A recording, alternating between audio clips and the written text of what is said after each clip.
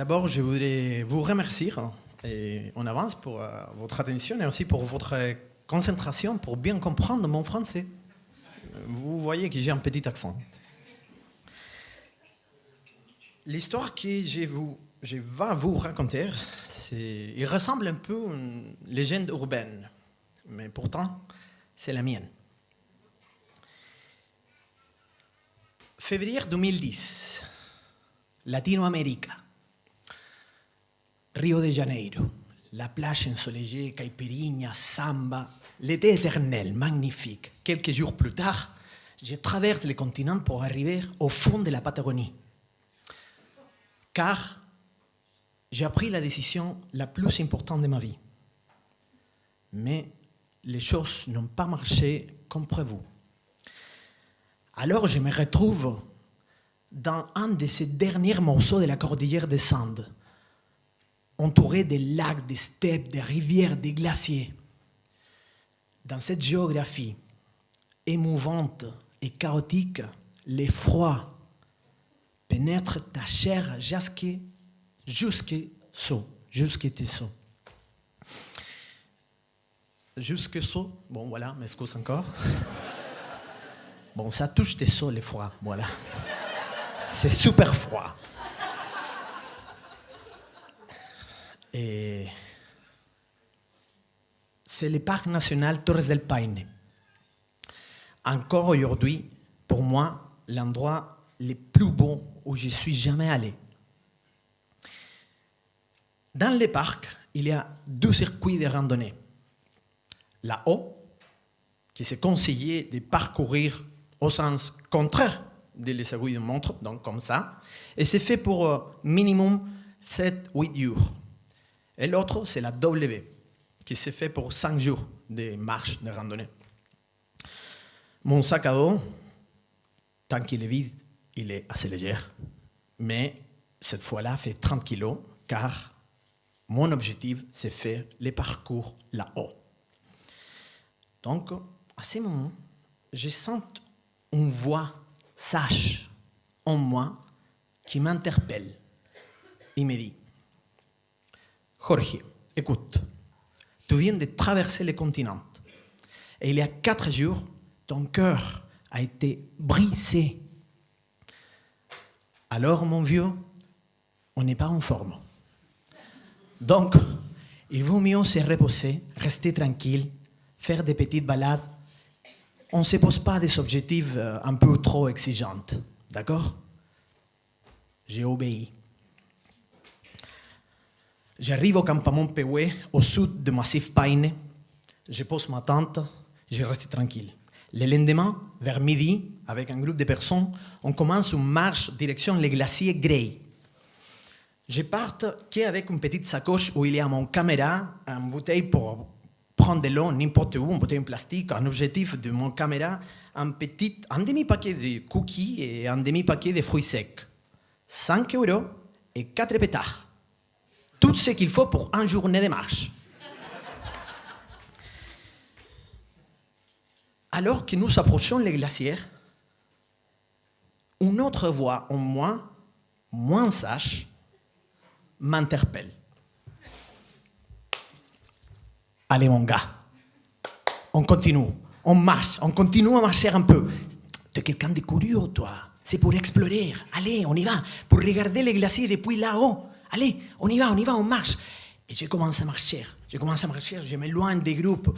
Et au fur et à mesure que je m'éloigne, je sens cette énergie qui monte et qui m'exhorte à marcher, et marcher, et marcher. Et cette voix, pas très sage, m'interpelle encore une fois. Il me dit, Jorge, on va faire là-haut comme ça.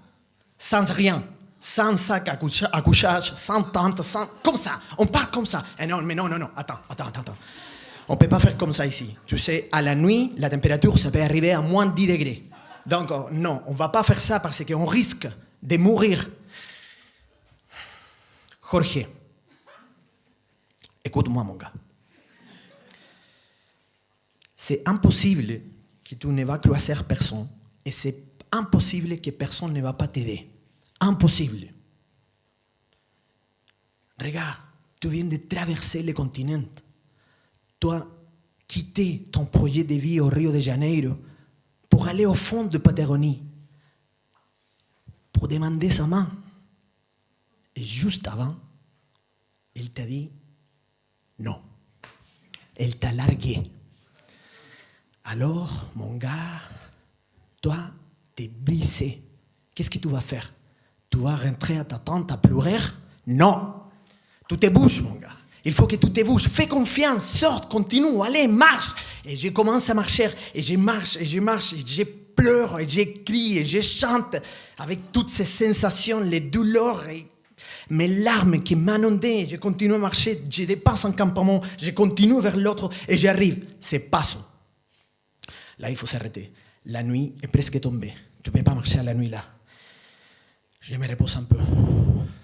Je regarde la terre qui tourne et le soleil qui se cache derrière les montagnes et les glaciers. Les sueurs, l'humidité de mon sueur commence à geler ma chair. J'ai besoin absolument d'aide. Je rentre au campement de Paso. Je commence à demander à tout le monde, je leur raconte mon histoire, je raconte mon histoire. Tu m'aides? Non. Tu m'aides? Non. Tu m'aides? Non, non, non. Mais putain, c'est quoi ça? Sont où les humains ici? Et voilà, bim, j'écoute le Pablito qui crie, j'ai un t-shirt. Et tout de suite, la Connie qui crie, j'ai une paire de chaussettes. Voilà, vamos. Génial, il y a quelque chose. Alors, comment je vais passer la nuit ici? Je commence à regarder un peu le terrain et il vient une autre personne qui m'offre un sneaker, une autre personne qui m'offre un joue.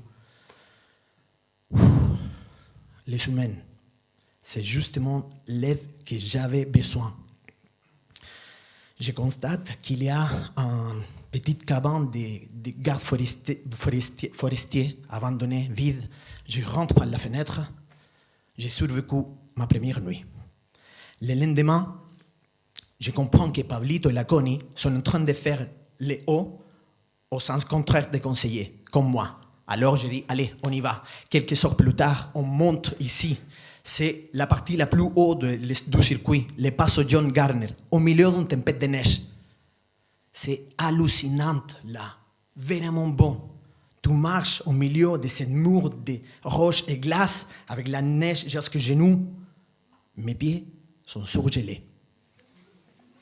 Suite à une descente très difficile, on arrive au campement Perros, ici. Là, je laisse mes compagnons et je continue ma trajectoire pour arriver au campement suivant, c'est Dixon. Je marche, j'arrive 1 heure avant, la nuit est presque tombée encore une fois et je croise Esteban. Je marche sans rien, Esteban s'approche et me dit « Hey, tu allais où toi ?» J'allais à Dixon. « Et ton sac à dos ?» Et je n'en ai pas. Et ton sac de couchage et ta tente et tout ça, et j'ai tout laissé au PW. Ah, t'es bête, toi. Et tu vas passer la nuit comment? Bon, je vais aller demander à les gens des refuges de m'accueillir, tout ça. Non, mon gars. Écoute, je travaille là-bas et le patron, il est un vrai con. Il va te jeter du refuge et du terrain. Et là, t'es mort. Car il n'y a aucun endroit où tu peux te réfugier. Et de plus, les pumas, ils sortent pendant la nuit. Bon, Esteban, il me propose de revenir à Perros et il me dit, là-bas, el Lucho, qui gère l'endroit, il va beaucoup apprécier ton histoire. Moi, j'aime pas du tout aller en arrière. Mais parfois, aller un peu en arrière, c'est bien pour après aller plus loin. Effectivement, Esteban avait raison. Je rentre, je raconte mon histoire. Lucho, il était super content. Et de plus, je lui raconte que j'ai quelques pétards. Et là, il m'adore. Là, c'est incroyable. Ce moment où j'ai passé une nuit miraculeuse, vraiment exceptionnelle. C'est surréaliste. Je n'ai jamais imaginé vivre une telle nuit quand j'ai commencé cette traversée, cette connerie. C'est simplement une petite cabane, un poêle en bois, et ils m'ont offert des bières, un super dîner, un lit, un sac à couchage, un petit-déj et une lettre de recommandation pour le lendemain aller de Perros à Cerón, le campement qui c'est justement après Dixon, à 28 km de distance, et que là, les gens peuvent me recevoir. Donc, le lendemain, je commence à marcher. C'est 30 km. Allez, on y va. Donc, je recroise des autres personnes qui m'ont encouragé, qui m'ont demandé toujours, pourquoi ton sac à dos, c'est où? La nuit commence à arriver, ça commence à être un peu angoissante. Je passe un mont. je passe un autre mot. La nuit tombe, je passe un autre mot. Et voilà, finalement, je vois les lumières du campement Céron. J'arrive, je montre ma lettre. Le mec, il la lit et il me dit, allez, viens, tu veux un thé, tu veux quelque chose à manger? Je m'assois, 5 minutes après, je dois courir à la porte, à vomir tout ce que j'avais avalé pendant les derniers 3 jours. C'était une catharsis, vraiment. Je me sens faible, je rentre, je me sens super faible. Toutes mes émotions, tout ça a explosé là pour 2e fois. Je tremble, je me couche par terre, je m'endors. Le lendemain, à 5 heures de mat', je me lève, je reprends ma marche avec mes talons en sang. Quelques kilomètres, voilà, un bateau, il m'amène jusqu'à Pewé, je retrouve ma tante. Je me repose un peu. Et j'entends pas mal de gens qui parlent de l'histoire d'un fou qui est en train de faire là-haut sans rien, sans équipement, sac à dos, nulle chose. Ils l'appelaient le Forrest Gump de Torres del Paine. Voilà.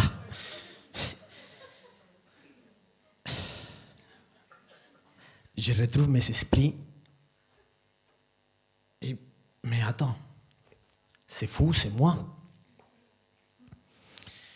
Et là, je réalise que je viens de faire une connerie. Que j'ai risqué ma vie consciemment, mais que j'ai réussi.